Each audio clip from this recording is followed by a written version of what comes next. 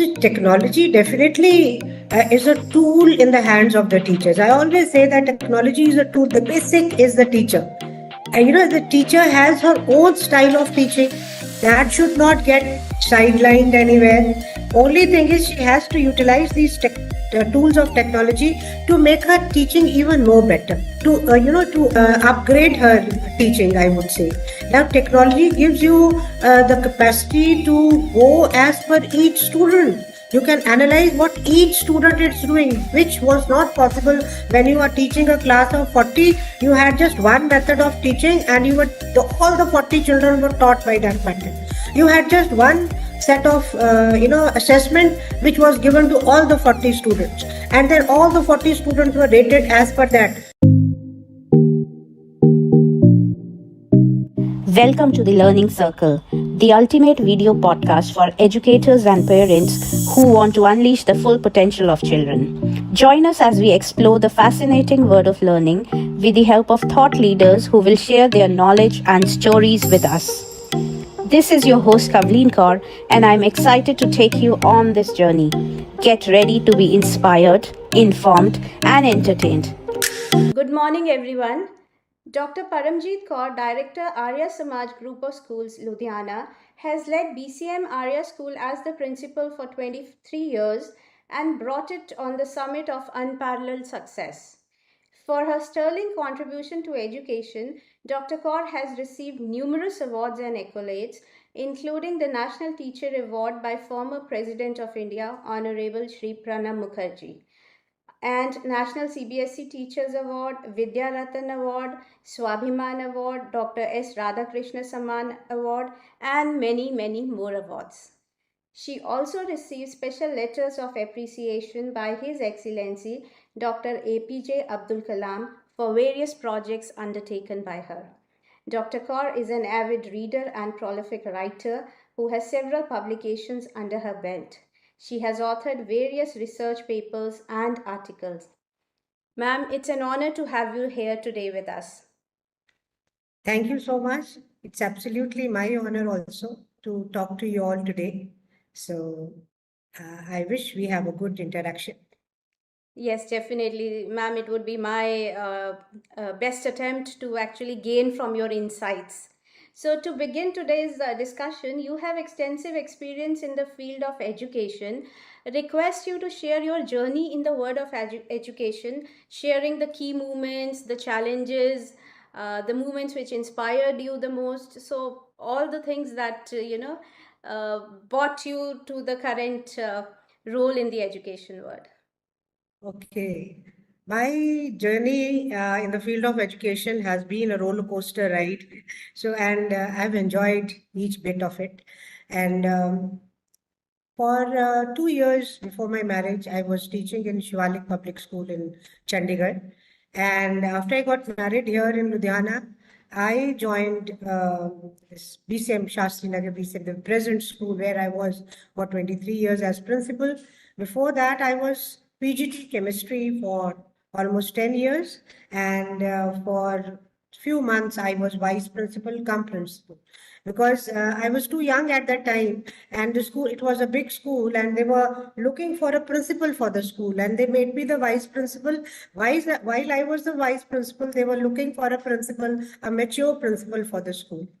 And during those months, I carried on the work that was, a routine work of the school very effortlessly. And they kept on interviewing different people for the principal's post. So ultimately, after a few months, they decided that we'll promote her only as the principal. And so that is how, from vice principal, they just erased vice from there, and I became the principal. And I would the first day of this millennium, 1st January 2000, when they said that the millennium is going to start, new millennium, that was my first day as a principal of the school. And I carried on being the principal of the school. And while I was the principal, I did my PhD in education, though my subject was chemistry. But then, since I had ventured into the field of education, so I said, why not learn something more about education? So I did my research in education itself. During my journey as the principal, I did it from Punjab University, Chandigarh. And while I was working, my work was applauded, in the form of awards from various forums. Though I seldom used to get time to go and, just put up my case. Sometimes my file used to get late because of the work I had in my mind, and something was going on. I was more interested in that. So, but then the awards came along, and I went on working, and the strength of my school grew. I think when I joined, it was about 3,000. It went up to 6,500 students in the CBSE, and then I started off. While I was doing this, I started with the Cambridge School also.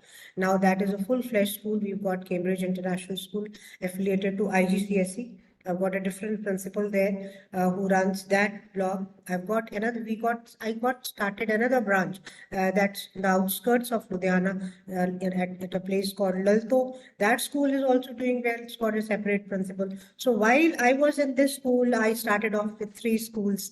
So it grew into three more schools.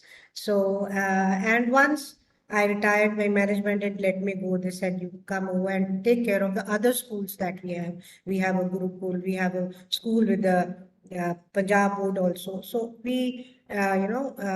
so I'm now director of these few schools. Right. So that has been an interesting journey, and I can very well see and feel the passion that you still have after all these years for education. And also that, previously when we were discussing over messages and calls, you think that there has to be a lot of evolution in education, in the classrooms, in the learning methodology.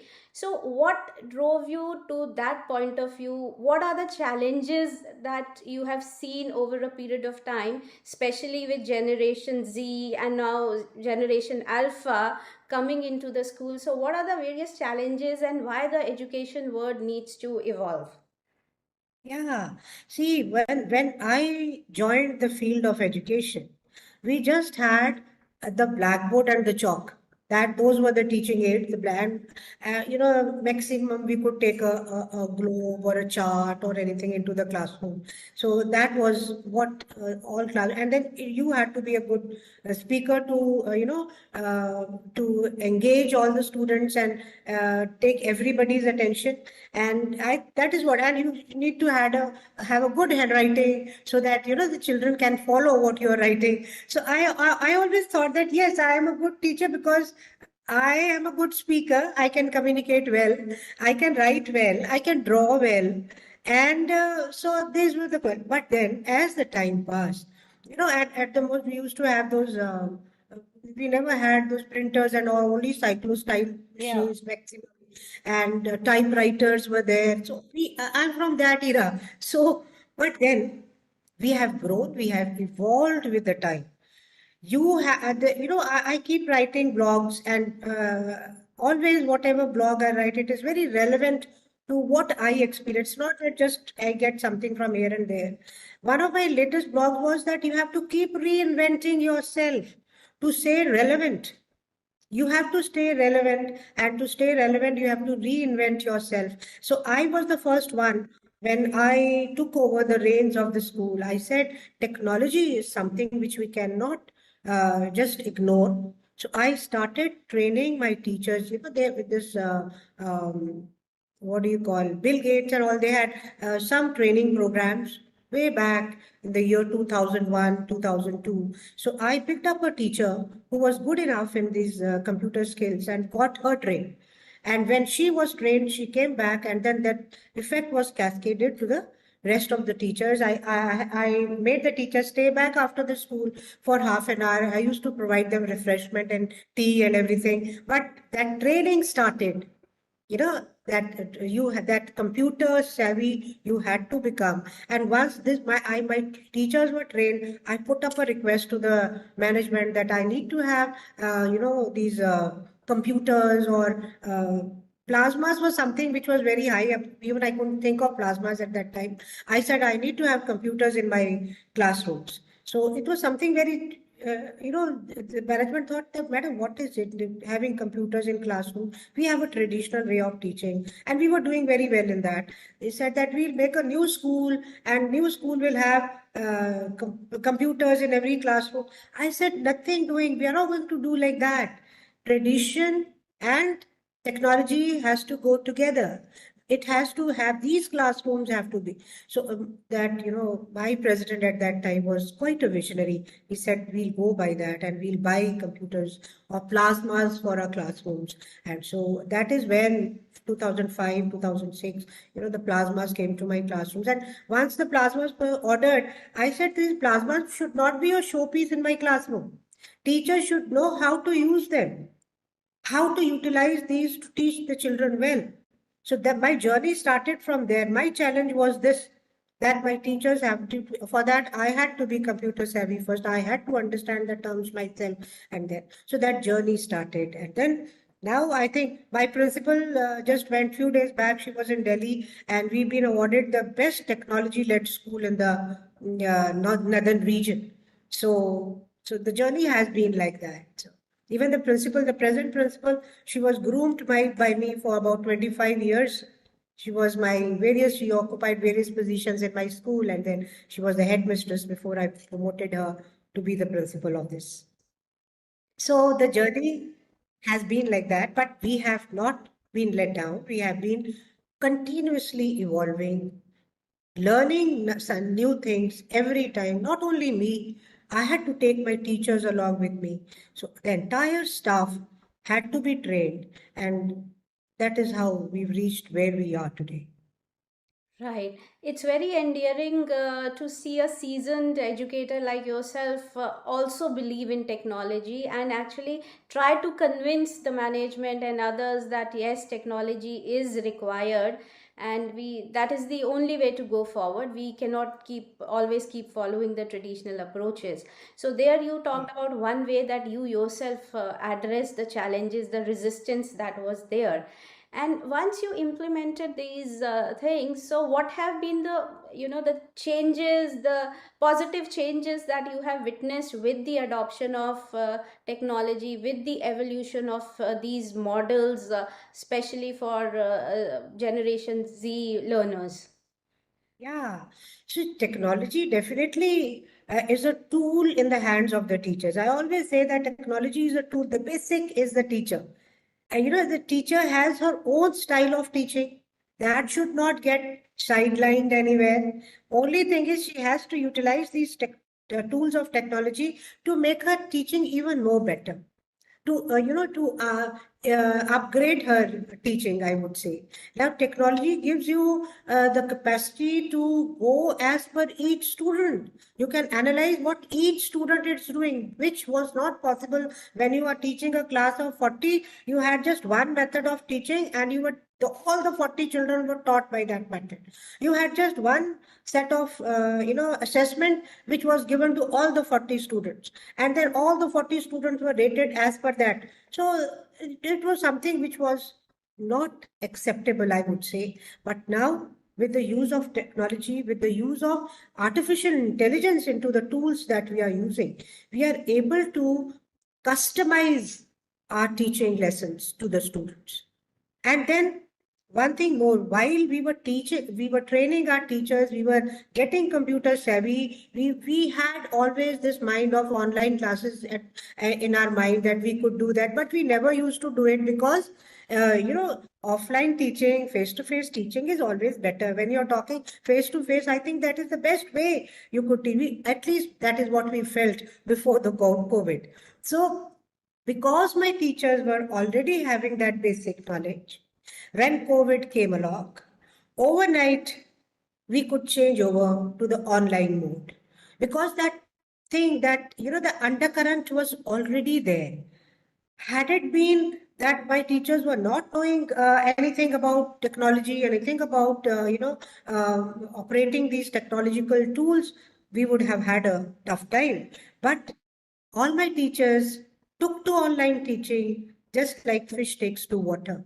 So that was something which ultimately paid off after so many years of hard work. And so I think that is what I would say that this is how technology has helped us.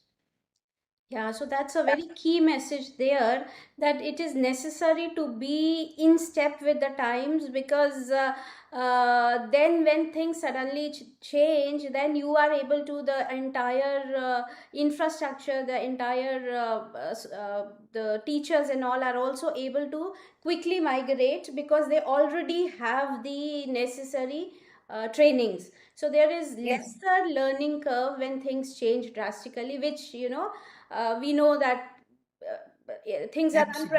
unpredicted. Technology itself is changing at a very fast rate, so to be in step with the times is the right way to go, right? Absolutely. And you also Absolutely. mentioned about tailoring the lessons and the assessment to the needs of students. So that is a personalized learning which is enabled by technology, right? So that Yes. is one key advantage of technology, as you shared.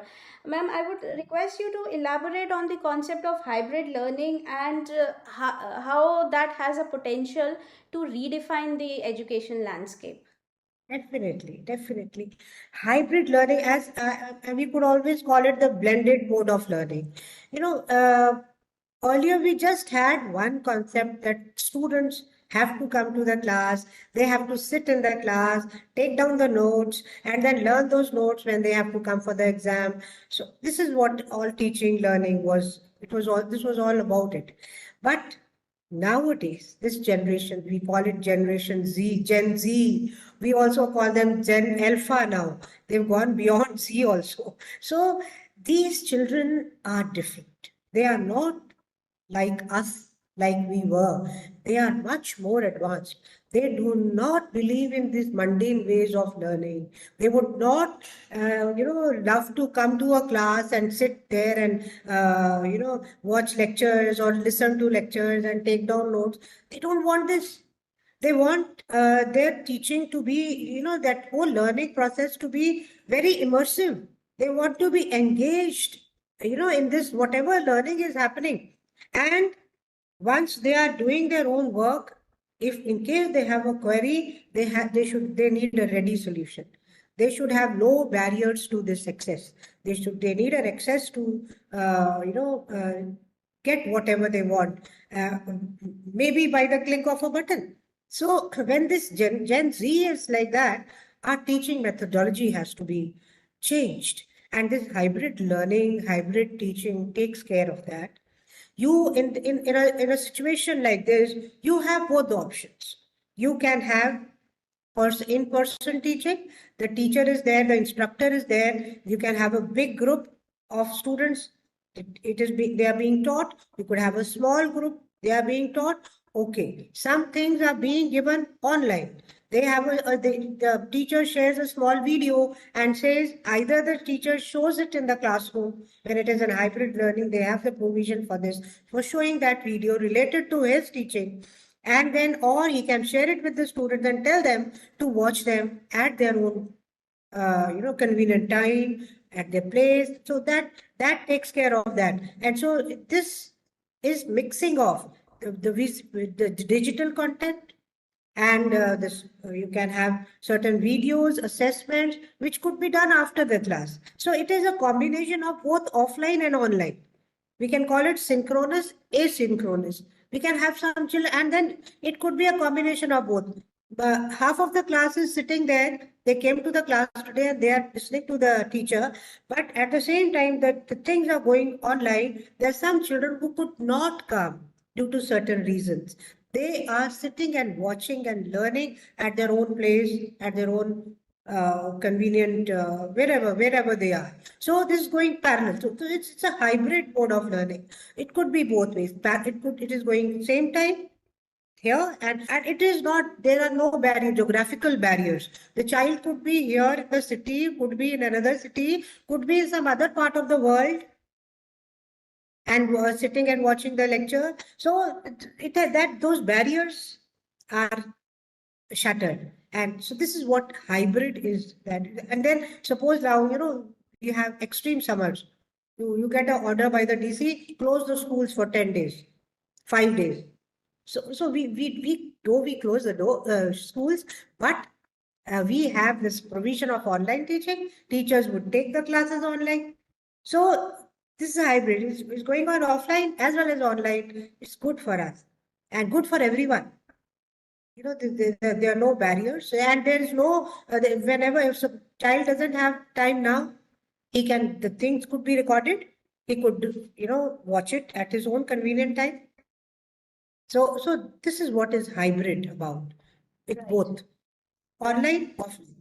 Right. So hybrid learning brings several advantages for students as well as teachers by removing all the barriers that we have, the geographical barriers, the time barriers, maybe the Yeah, resource shortage. So all these things can be overcome by yes. including hybrid learning methodology in our teaching practices. The only thing is that Yeah. we need to have a flexible mindset and adopt all these methods in delivering the teachings. And a child can go at his own pace. Some children learn fast. Yeah. Okay. The other child could do it, at his own leisure. He can see the recorded thing and then go at his slower pace and do it slowly. So that at different paces it can be done. Right, right. So that again, brings us to the personalized learning model where the timelines, the ability of each child can be honored, right? And that's the way to go forward, given the fast pace of change in the world.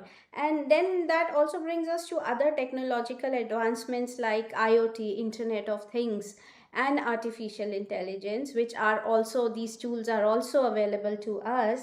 And how is IoT contributing to the creation of a more connected and accessible learning environment, and how AI is reshaping education? So there are these two different questions in there. uh, Yes, yes, yes, yeah. yes, yes. So Yes, I think just like hybrid learning, going beyond, we have this Internet of Things. We also call it the cloud connected platform.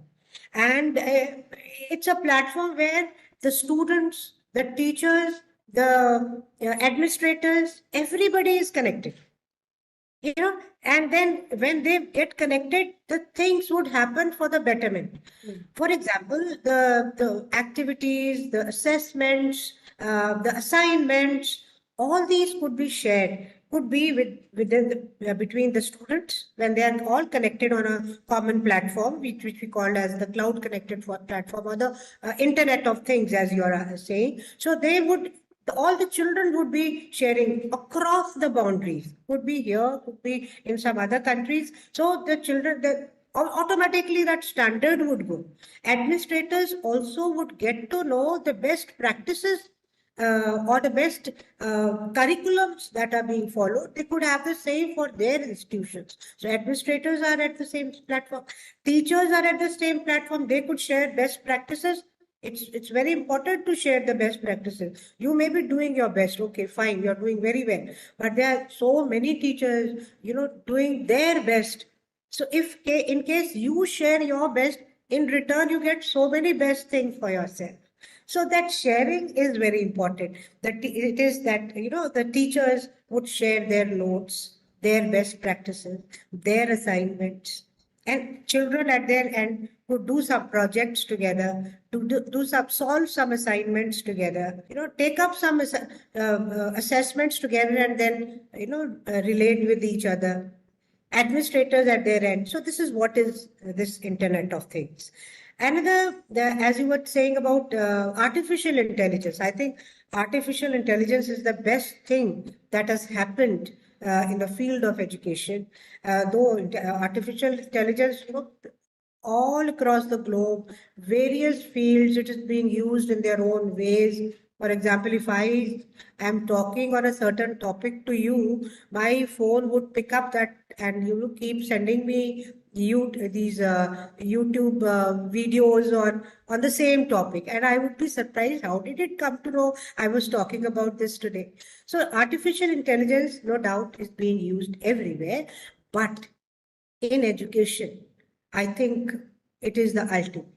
When we always had a dream that if we could teach each child individually, but we had that limitation.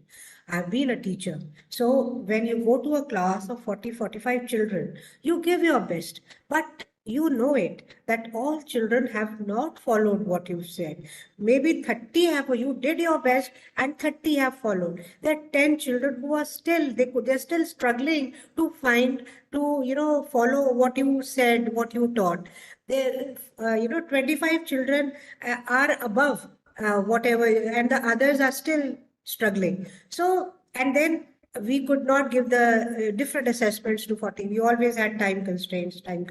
But uh, when we apply this artificial intelligence into our teaching, you can actually customize curriculum as per the child, Right. as per his talents, as per his abilities, as per his IQ. We could customize, we could see, we could know what he knows, what he doesn't know. That AI will be able to tell you. It will come directly in front of you that each student, this is his graph.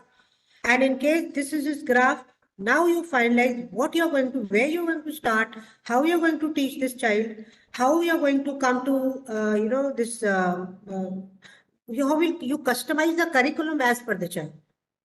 So those things which were always dreams for us as teachers, they've come true. And the teachers nowadays, the teachers who are teaching the children, they are lucky. They are so, you can say, evolved, empowered to handle that situation because of AI.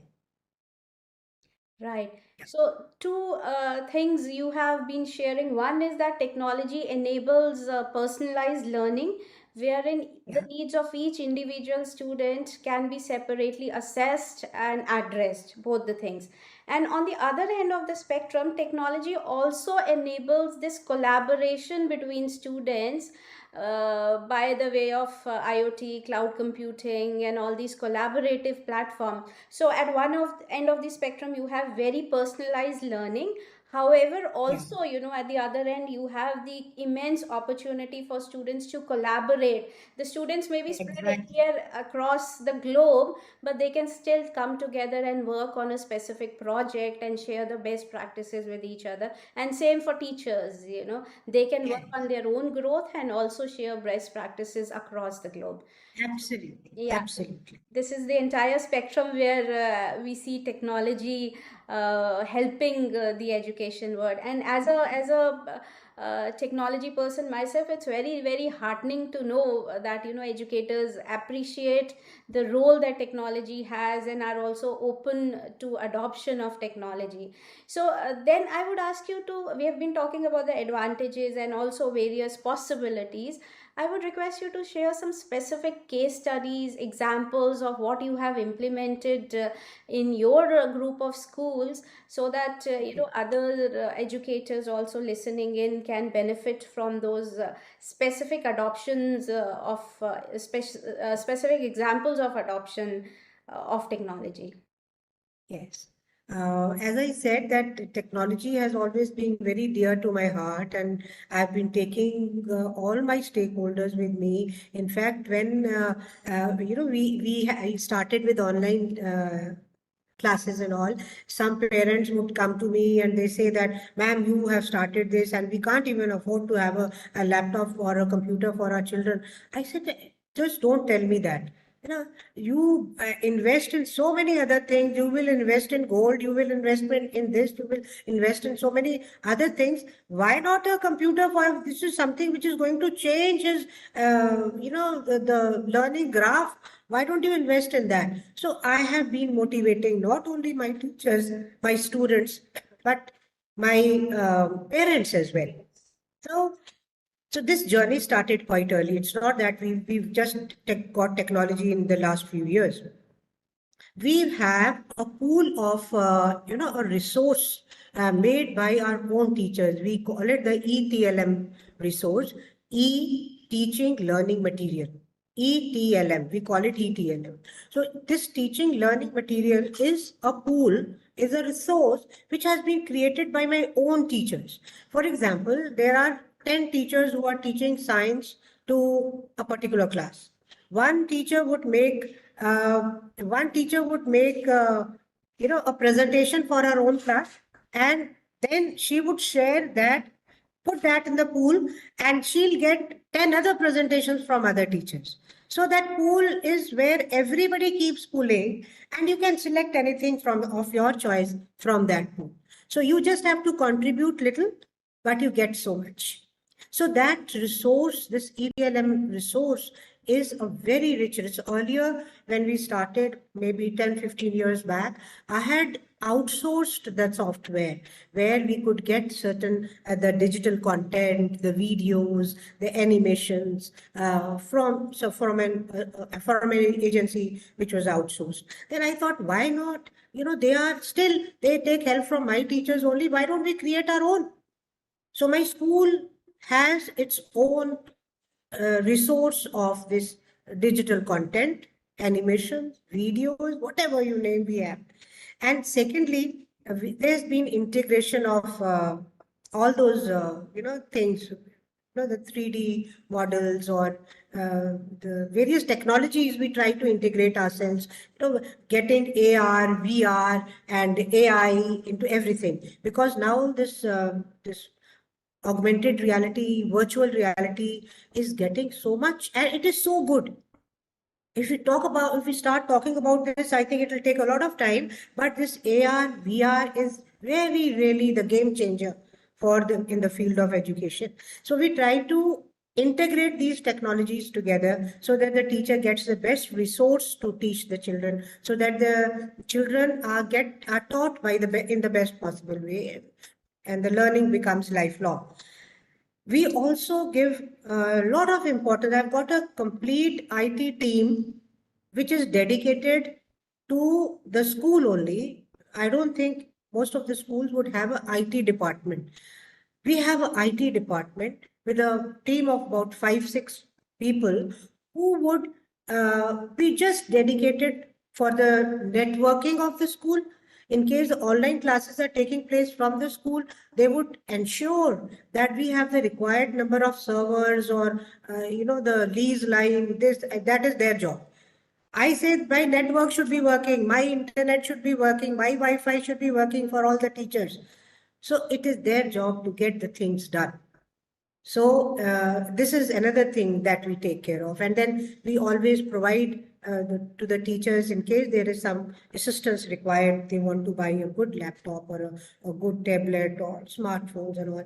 We try to give something from the school side also, so that the teachers are empowered at least. When they are empowered, they'll be able to deliver better.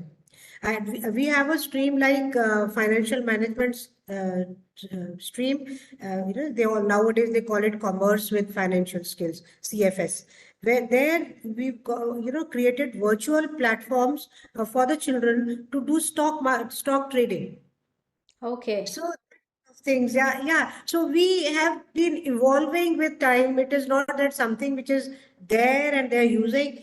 Every time we've been evolving, we've come from here to here just because, for example, when we had this COVID, we had to give assessments online, and assessments online to 6,500 children, question papers to be given. And then sometimes I said that we are going to have these assessments online back, and we are going to mark them. So that was a big challenge for my IT team also, for the teachers also. But then we could evolve with small baby steps. We've been evolving, and now we can just say that yes, we are in sync with the latest technology. Right. So it has been a continuous evolution, continuous effort at your end, guidance from your end, which has led to this adoption and evolution of technologies which are being used in your school. So, with all this Yes. adoption of technology, do you see enhancement of critical thinking skills, problem solving skills, collaboration skills in the students? Yes, that's very important. In fact, if we just talk about technology, if we forget the human factor that is associated with the teaching, learning, I think we should not forget that. We should talk about holistic growth of the students. Technology, no doubt, has given us many things, but if we should not forget that qualities like critical thinking, like creativity, like collaboration. All these things have to be rolled up into the teaching. And this should not be forgotten. In fact, technology could be, when we say that, students are that Internet of Things. I told you that we have students from various places, they can share things with each other, teachers can. So that collaboration is being taught by technology to students as well as teachers. This one aspect. But creativity, and then when we say that children have to be creative, which is inherent talent in the children, that is to be strengthened more, and creativity should not be sidelined anywhere. And that is why whenever they give assignments also, the teachers are asked to let the children produce something new. Nowadays, chat GPT, everything, chat, either the teachers or the students would get, but getting to analyze what you get from there, presenting it, what you get from there, that creativity is something which is to be promoted and taken care of. And critical thinking, high order thinking skills, all these things have to be taken care of. Otherwise, our education will not be complete. Technology is definitely a tool to make learning an unforgettable experience, but these factors should also be taken care of in case or we have to have good rounded personalities, good rounded individuals, human beings who are going to take the community forward. So that should be taken care of. Yeah. So, there are a couple of nuances in what you said just now. One is, of course, the human element has to be taken care of always. That cannot be ignored. And also, that technology can be an enabler of all these human skills also if it is used in the right way. You mentioned about chat gpt and how to analyze its output. Also, you need skills of creativity, skills of Yes, reasoning, right? So absolutely. that's a different perspective from what some educators feel, that chat gpt is a threat, children would not learn how to write properly. But I also think that for ChatGPT to give you the right answers, you first have to pose the right questions to it. So that itself, Exactly. develops your a student's critical thinking skills, right? So how you use technology, how you interpret the results given by technology is also an ability which needs to be developed, because we cannot sideline, we cannot keep the children away from these technologies, because once they go out into the real world, they'll have to work with these technologies, and in fact they may have to Yes, create such technologies also. So helping them yes. learn these technologies while they are at school, the way you have been encouraging in your school, is, I think, the right way to move forward. Yeah. Mhm. And then the human element and the educator angle is, like you have said, very important. So you have mentioned that you worked on training of your teachers to help them learn these new technologies, to be in step with all these advancements. So I understand that professional development of teachers is very critical here. What are your suggestions or guidelines to other educators who are trying to implement technologies in their schools, how they should approach this concept of helping their teachers stay in tune with technology? See, teachers, we say, okay, a school may spend huge sums of money to get, technology in place in the school. They may have the best of the nowadays. Earlier we used to have plasmas, then there was projectors, and now we have those digital boards. And once we, brought some digital boards to the classroom, and the teachers, they started using it, they would not use anything else. And we had to, after two, we had to get 10, 20. So we almost have digital boards everywhere, because They are the ultimate, and once teachers start using those boards, they would not go like to go back to anything else. So getting this is okay, the schools can do that, but the teachers need to have the necessary skills, the necessary knowledge to use those tools. And for that, training is very, very essential. We just cannot give all these things, all these tools into the hands of a person who doesn't know how to use them.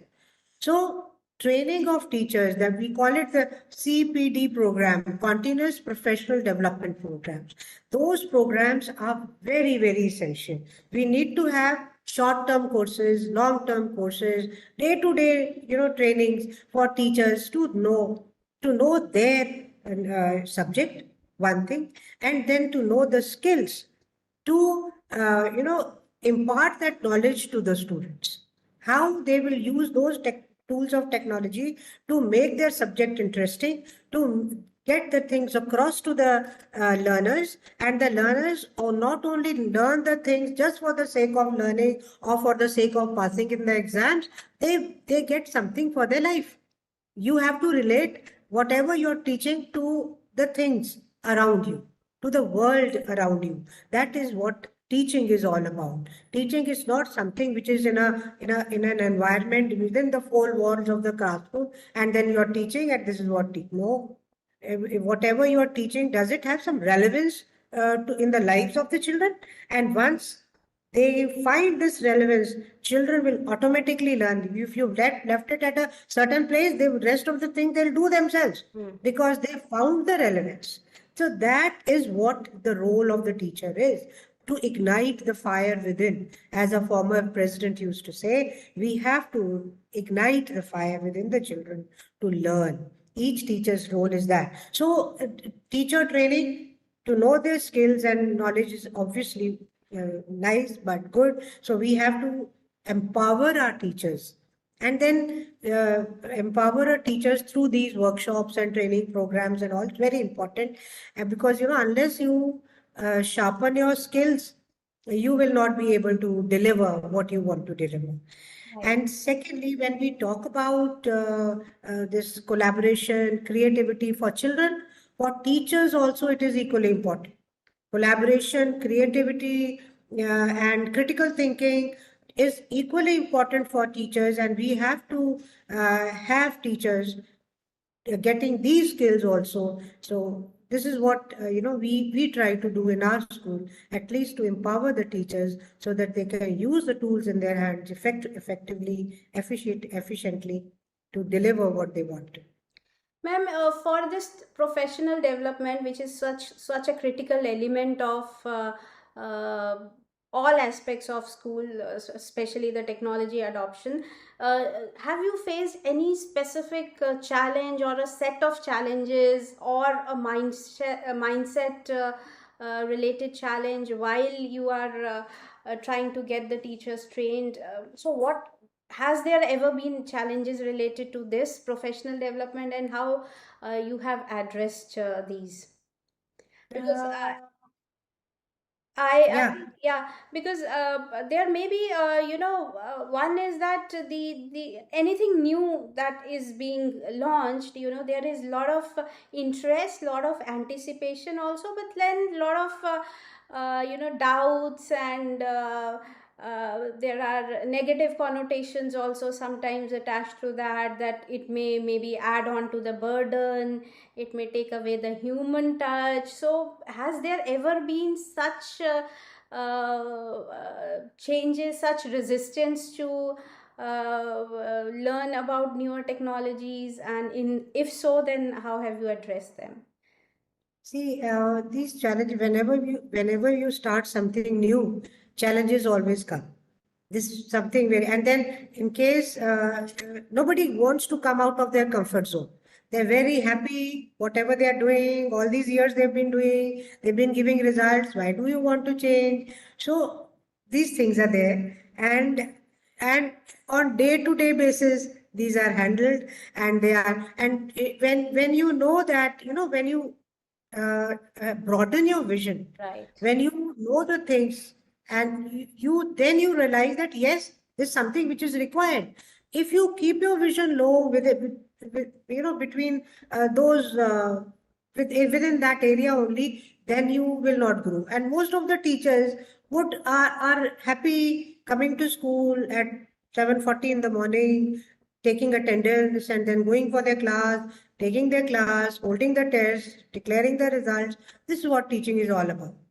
But when you tell them we have to change, it's difficult in the beginning. Yeah. And the ones who've always been there for a long time, they are the ones who would put resistance. And they are the ones who would not allow the younger talent also to learn something which is new. Yes, yes. So these are challenges which are taken care of.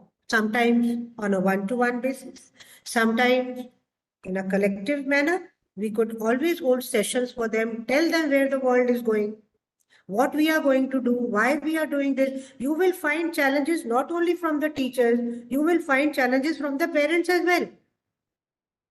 So that this is what, as I told you in the beginning, I found a challenge from my management as well.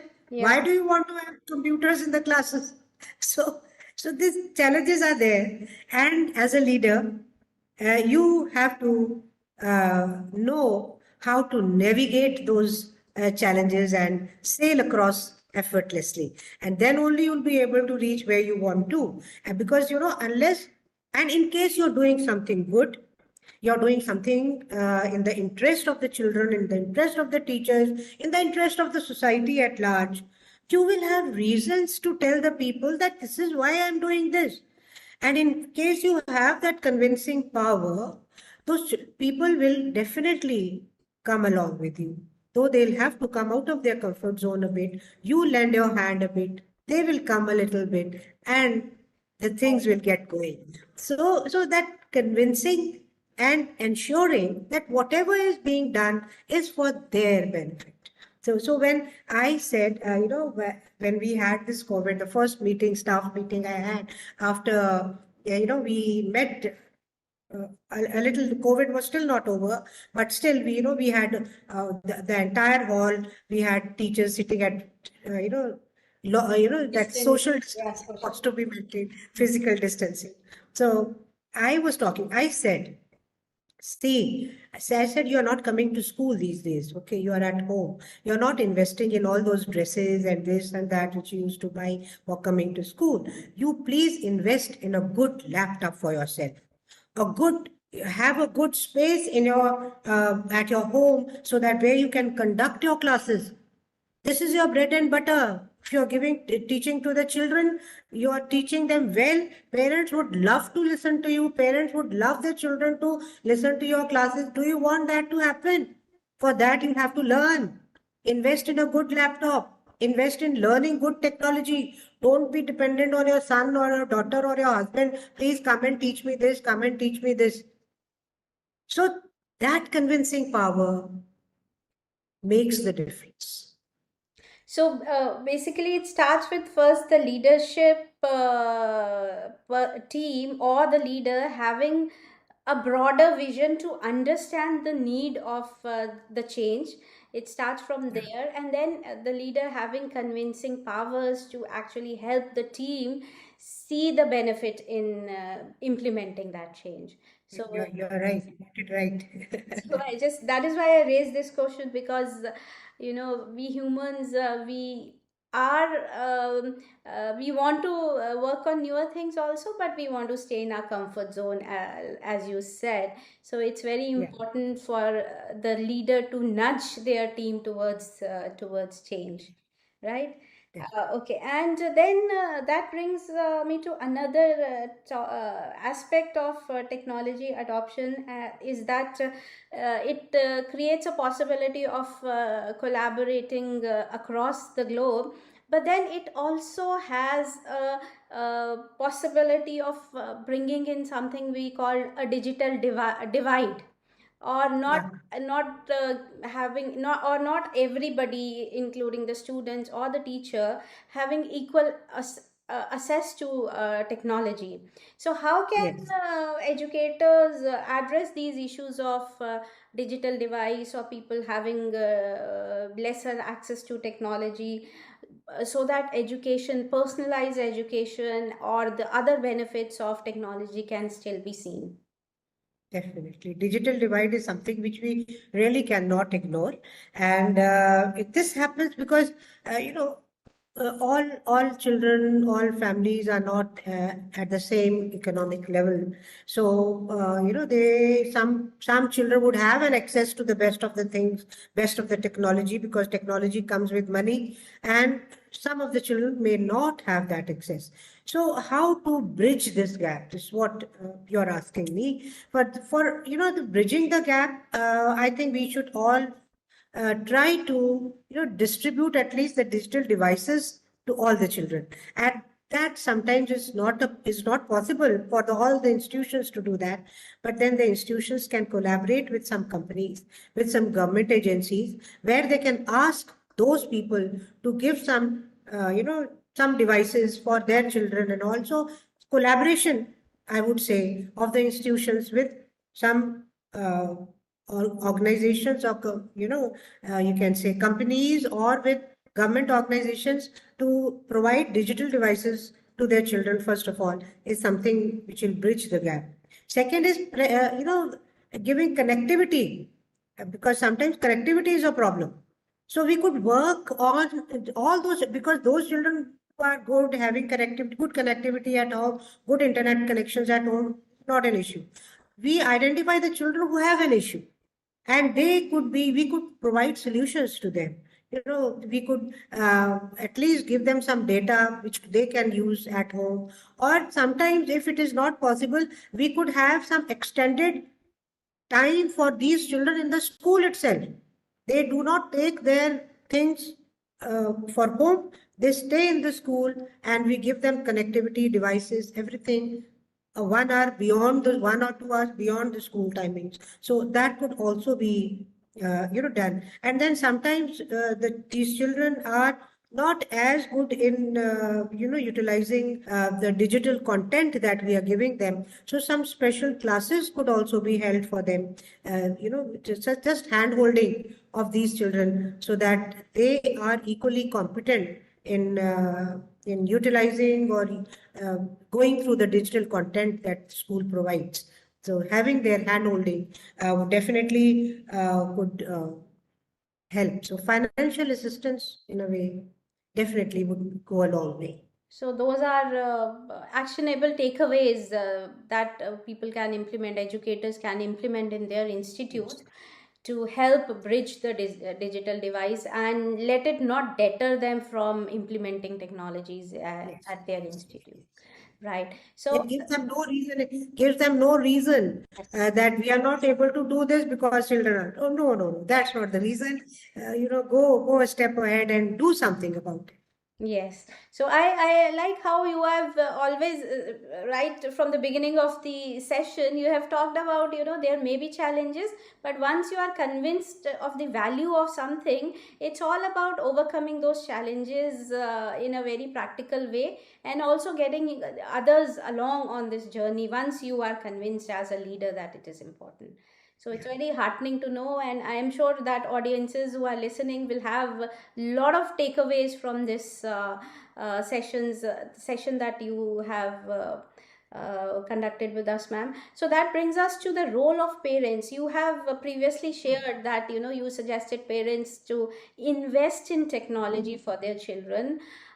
Any other message for the parents regarding this topic of technology adoption, and in general also as an educator? Yes, yes, yes. Parents have a very, very, very critical role to play. We just cannot ignore the role of parents when it comes to technology, handling technology. No doubt, teachers are taking care in the school. We've already talked a lot about that. But role of parents is equally important. The first important thing is they have to, set a benchmark, or they have to, put this is the boundaries. They have to set the boundaries. Okay, this is the time you spend with your device. There are other things which the children need to do. Their social interactions, their physical activities, talking in the family only. So all these things the parents have to ensure that it's not only the device all the way. He has to be the boundaries have to be set, that beyond this It is your time to play, physical play, not playing a video game. It is your time for social interaction. So those boundaries have to be set by the parents. Another important thing, when the child is on the doing some work on the with the devices, obviously he's using some platform, some apps, some websites. So parents also need to be aware of what the child is using, how effective it is. They could be, if they are not having much knowledge about this, they can talk to their teachers and talk to them that, yes, I have, these apps, he's using these apps at home, he's using these websites, he has an access to these websites. The teachers will tell, yes, they're okay. He can do that. So that awareness by the parents is very important. And then not only just watching videos or surfing the websites or whatever, the parent should also know that are the talents like creativity or critical thinking or collaboration being developed by using these, or they are just time pass. That awareness also is to be should be there with the parents. And another important thing which the parents should think is they should talk to the children about the technology that they are using. Okay, what did you watch? How was the app that is you are using? Okay, is it okay? What questions did it ask? So when you get talking to the children about it, you will come to know that yes, it's okay, it's safe for my child. They will because children will share everything. So talking about it is also important. Right. Then the tech etiquettes of the parents. How do they use their devices? What are the etiquettes they follow while using their devices? So they have to be role models for their children. So these are some things which the parents have to take care of. Very important things, ma'am. Very important things. Right from giving the access to technology, getting the right devices, all the way to helping children remain safe in the online world, monitoring their activities, and also another thing, being a role model of how they are using technology, because children do what they see, not only Yeah. what they hear. So Yes. setting up the right examples are very important, and I think these are very important aspects, because nowadays every house has a lot of technology, Alexa and everything is there. Parents are also fully occupied with technology, but it has to be done in the right manner. So ma'am, and there are several questions that I would like to discuss with you, but we have already you know Yeah. exceeded our time. So I would like, today we are doing it on a very auspicious day of today's Teachers Day. So I would wind up the discussion with a request for you to share a message for the students, ma'am. What would you like to tell the students about their learning journey, or even the life journey, which they would be every child would be starting? Definitely, definitely. I'll definitely do that for my children because my whole life has been for students, and it's something I always, the best part of my teaching journey was when I was in a classroom teaching my children. Teaching was a passion with me. So it was this passion which led me, and here I am because of that passion. And so definitely a message for my children. To students, I would like to convey that embracing technology as a tool for learning is essential in today's world. Take charge of your education. Be curious and use technology to explore and expand your knowledge. Remember that learning is a lifelong journey, and technology can be a friend in this exciting adventure. While technology is a powerful resource, never forget the importance of critical thinking, collaboration, and human interaction in your learning journey. Stay curious, stay engaged, and embrace the opportunities that both technology and traditional education offer. Thank you so much. That is a very heartening message, ma'am, for all the students. And you have encourage them to embrace the new word and also the traditional word which we all grew up in. So thank you so much for that message to our students, and thank you for giving us, ma'am, your valuable time. I hope that we connect again in the future for further discussion on this and other aspects so we can gain from your insights. And any for our audiences, any questions that you have for ma'am, do share with us. We will forward them to ma'am and request for her insights, ma'am.